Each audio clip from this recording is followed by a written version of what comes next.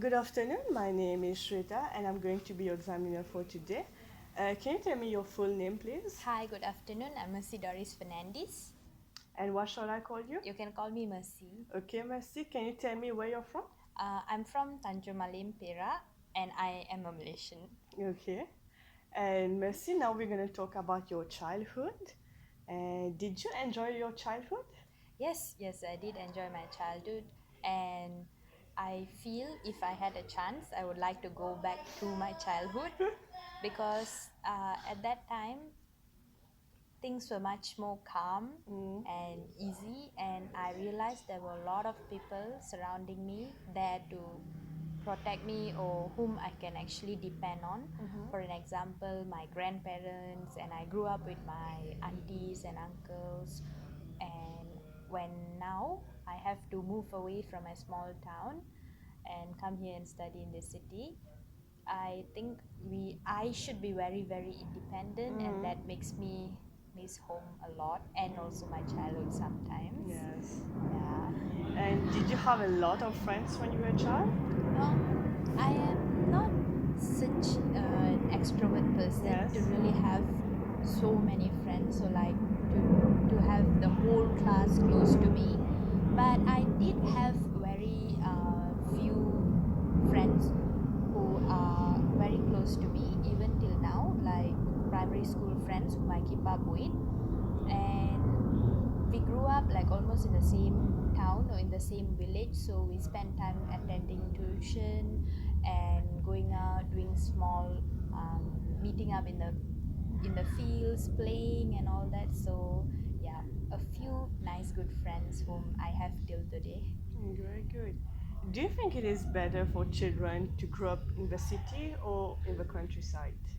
um I've grown up in the countryside, and I think it's good to grow up for a child to grow up in the countryside. This is not because of me being biased Yes. that I grew up in the countryside, but as I come out to the city and I analyze how things are, I think it's much more healthy, both physically and mentally, and also emotionally, I would Mm. say, for a child to grow up in the countryside. This is because I find things more genuine, simple, and pure when we see people's lifestyle in the countryside. So taking my own childhood as an example, in the evenings I don't need to even tell to my mom or ask her permission that I want to go out play. I can just bring my dogs out for a walk, and my neighbors, all the other neighbor children will be there, and we don't need to actually WhatsApp each other, hey, so is today okay, are we gonna play? All of us know that it is a routine. Okay, 5 p.m. is playtime, and we'll all meet out. There's no such thing as asking, are you still coming, or nobody is late. It's just I think it's a very healthy, beautiful routine. Mm-hmm. And also in terms of environmental pollution, I think the countryside is way much more better. And in terms of lifestyle, I find children in the city get exposed to too many things at such Mm. a short time that makes them, of course, very matured in a very Mm. fast duration in a short span of time. But I think that also has its downfall. Mm-hmm. Yeah. So like I said, growing up in the countryside, or even in terms of food wise, I think parents who are actually staying in the countryside will always make sure that they're always um, supplied. Sorry, they will always provide healthy food Mm. to children.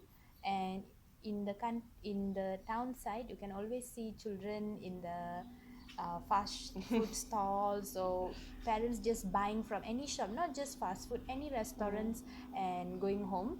Okay. So this is it's very opposite in the Yes. countryside. People normally cook and live very simple, humble Mm. lives.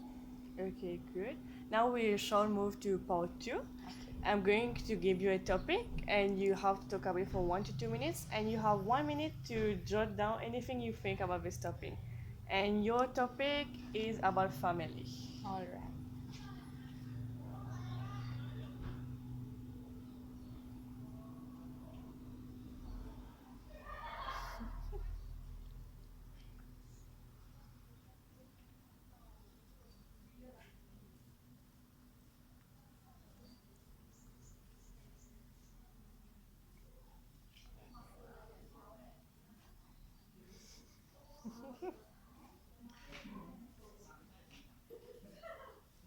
Mhm.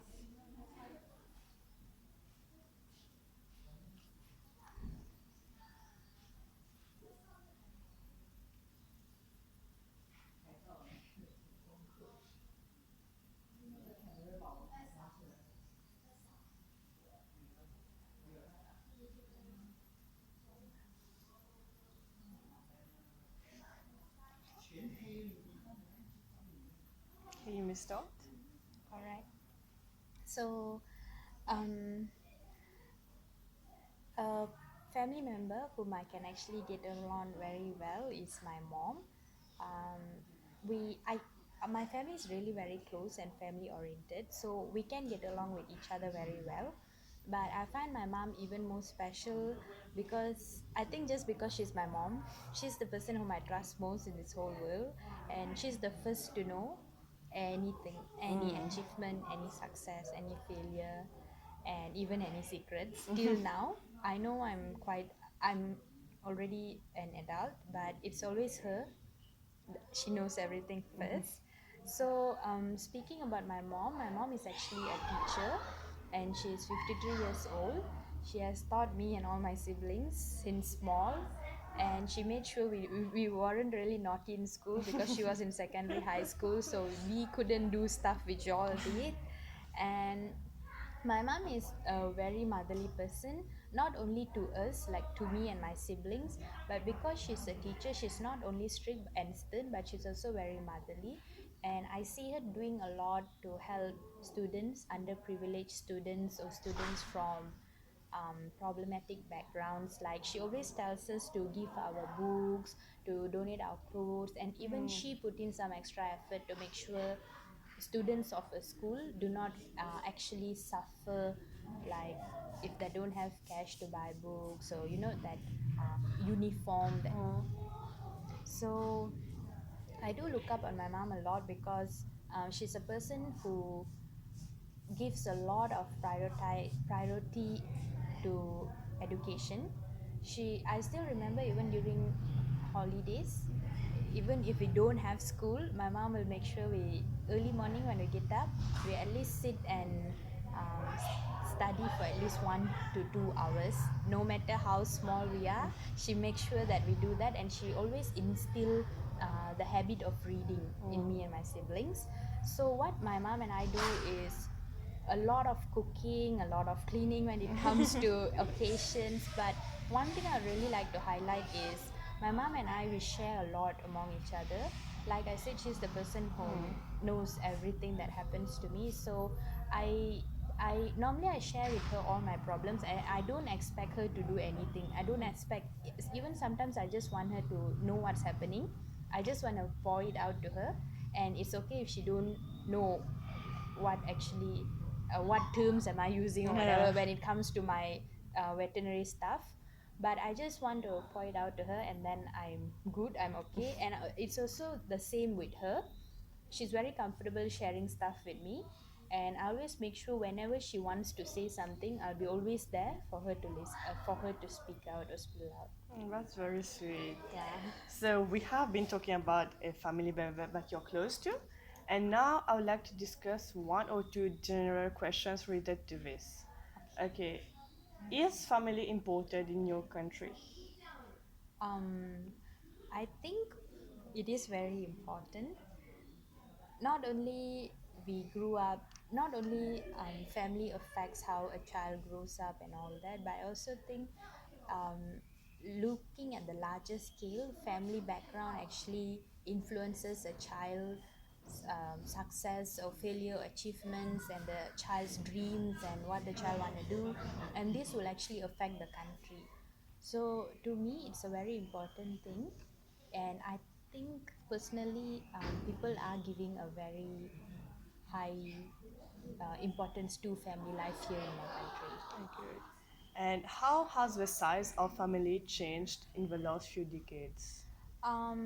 I can see that the sizes of each family is actually getting smaller, though I have a big family. But speaking generally, like we can hear long ago when we hear to stories of our old grandfathers or grandmothers, and they'll be like, I had siblings and there are 10 of us in the house, but now all you hear is like it's only me and my brother, it's only me and my sister. And even when I speak to my cousins who are already married, they do actually sit down and speak with me honestly, and they say that they prefer having very few kids, not very few but a smaller number of kids. This is because they want to, their justification is they want to give their best, like piano classes, you know, for a music class or Yes. for a martial art, and also school. And I think some people even nowadays have this feeling that government schools are not good enough, so they want Oh. to pay for international schools. I don't know how. I'm not how you say, I'm not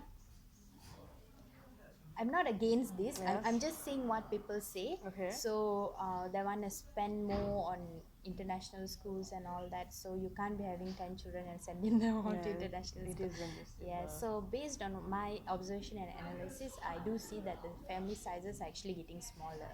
Okay. And what roles do grandparents play in the family in your country? In my country, I can see that sometimes grandchildren do grow up with grandparents, not only in the absence of their parents. For an example, if the parents are going out to work or what, even when the parents are there, some parents do prefer the grandparents to be around, especially during the young stage of their childhood. Because there was also a research made that says children grow actually better, both soft skills and hard skills, or both mentally and emotionally. They grow much more better, much more polite when with the presence of grandparents. So I also feel that parents do need help of grandparents, especially young parents who do not know the proper way. For an example, to teach a kid how not to do this or how not to do that, and also to instill simple, beautiful values. So grandparents do actually play a very important role in bringing up children. Yes. And finally, let's discuss about old age and retirement. Who do you think should be responsible for the care of the elderly, the family or the government? Definitely the family. I don't Yes. see any reason why the government should be in charge of somebody else's parents. Of course, there's a special case if the child is, if that elderly person's children has passed away, or there was a tragic accident and all that, then the government has to step in and make the necessary action to make sure this elderly person is comfortable and happy and welfare is well taken care of. But if everything is okay, I always it is always right for the children to take care of their parents. It's not only paying back what a parent did, I think it's also a responsibility. Yes. Yeah. And at what age should people retire from work? Here back in my country, I think under the government, people retire at the age of 60 or 60. Yeah, 60. But maybe that's a bit too lengthy, because when old people don't actually retire, then young people have harder time not only finding a place to work, but also have a harder time because old people think in a different way. Some can be even a bit more fussy, and the way of them working, their attitude is quite different with how youngsters or middle age group people work. So sometimes, of course, elderly people are more experienced, but then maybe they can come back under contract working, like Yeah. for a 1 year contract, but maybe they can retire a bit more earlier. Okay. And finally, last question. What problems can people face after retirement? I feel people, those retired, can actually face a few problems. The first thing is loneliness, when you are doing so much when your routine is so hectic and suddenly you are not working, then definitely you will feel lonely and bored. And when you are lonely, you would definitely accept some kind of attention, or you want some company. So I think old people who are retired, if they don't stay with their family and if they don't have their pets, they will definitely feel very bored and lonely. Yes, and also the second most large problem is being left by their children. So a lot of old people are in old folks home, and this is very sad. Yes, dear. So thank you very much for your time, Mercy, Thank you. and see you next time. See you.